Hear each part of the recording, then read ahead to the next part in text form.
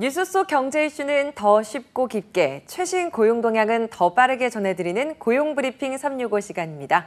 신세롬 기자와 함께하겠습니다. 안녕하세요. 안녕하세요. 오늘은 어떤 이슈 준비하셨나요?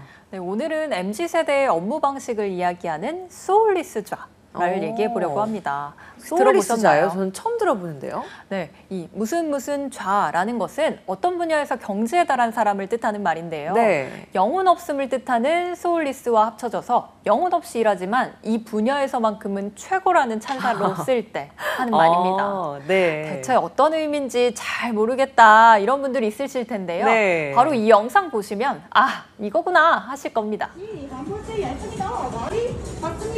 머리 졌습니다. 네, 머리 졌고 옷도 졌습니다. 중독성이 매우 심한 이 리듬의 주인공은 한 놀이공원의 아르바이트생인데요.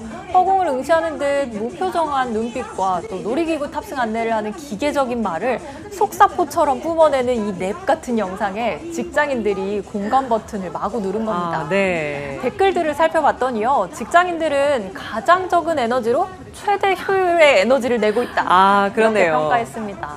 또 진정한 생계형 래퍼라는 게 이런 거구나.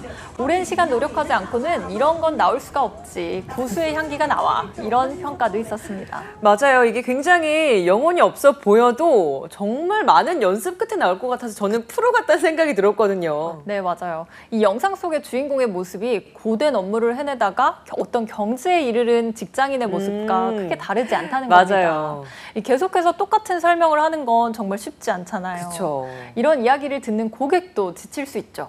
결국 이 서비스직이라는 것의 숙명을 받아들이고 효율적으로 해내는 모습을 이 근무자의 재치가 더해져서 이 영상의 인기를 만들어낸 건가 싶습니다. 결국 소울리스좌라는 별명까지 얻게 된 이 아르바이트생은요. 초고속 승진도 했다고 합니다.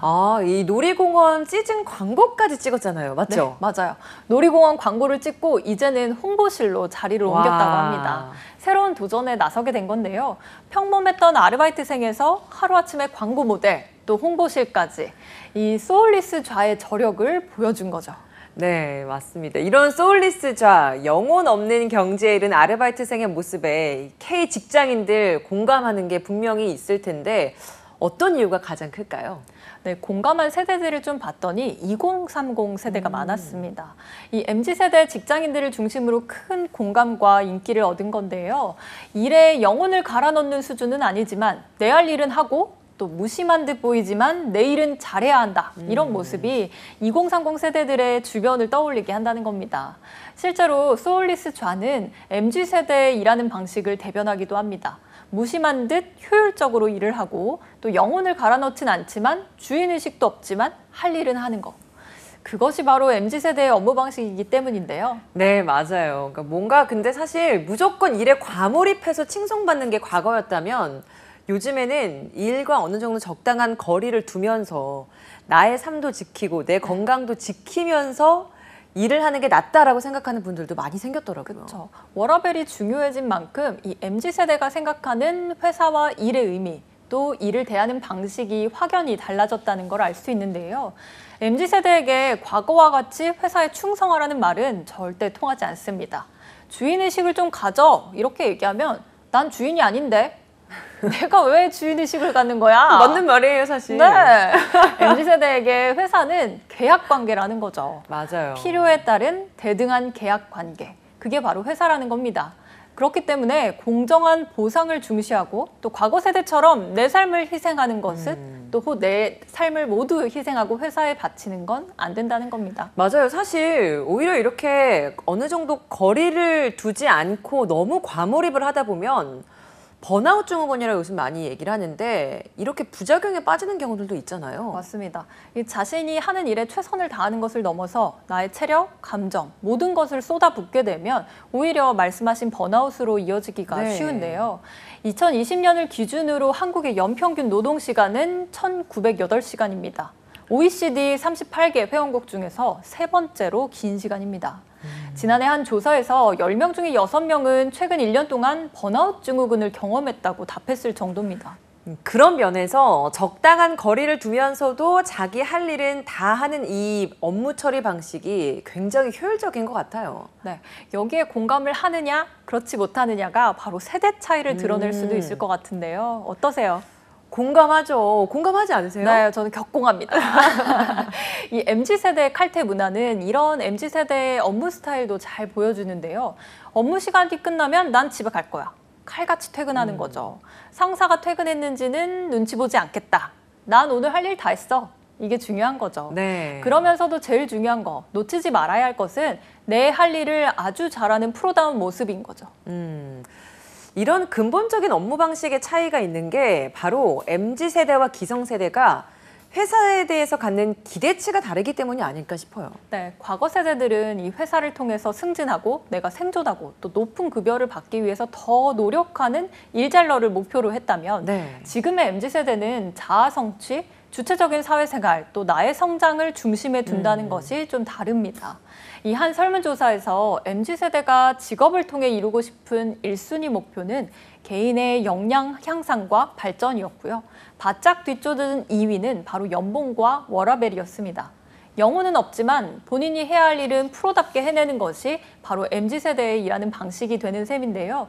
일도 놀이처럼 재밌게 하면서 효율적인 노동 에너지를 중시하는 2030 직장인의 태도에서 고수의 향기가 느껴지는 것 같습니다. 네, MZ세대가 회사의 주요 인력으로 자리 잡기 시작하면서 점점 사내 복지 문화도 많이 달라지기 시작했죠. 네, 평생 직장이라는 단어가 사라지고 있잖아요. 네. 현재 행복을 보장하는 복지에 열광하는 MZ세대들에 맞춰서 장기 근속했을 때 누릴 수 있는 복지보다는 즉각적인 만족감을 주는 복지에 초점을 맞추고 있습니다. 그렇기 때문에 유연근무제라든지 점심시간을 늘린다든지 아니면 연차를 무제한으로 사용하게 하는 것들이 대표적인데요. 여기에 최근에는 금요일은 반나절 근무하는 곳도 등장하기도 했습니다. 이런 소식을 전하고 있는 저도 이런 복지 매우 찬성합니다. 매우 찬성합니다. 네. 좋습니다. 한컷 이슈도 짚어보죠. 오늘 한컷 이슈는 어떤 소식이죠? 물가가 너무 올랐잖아요. 맞아요. 네, 그래서 장보기를 포기하는 이른바 장포족이라는 신조어가 나왔습니다.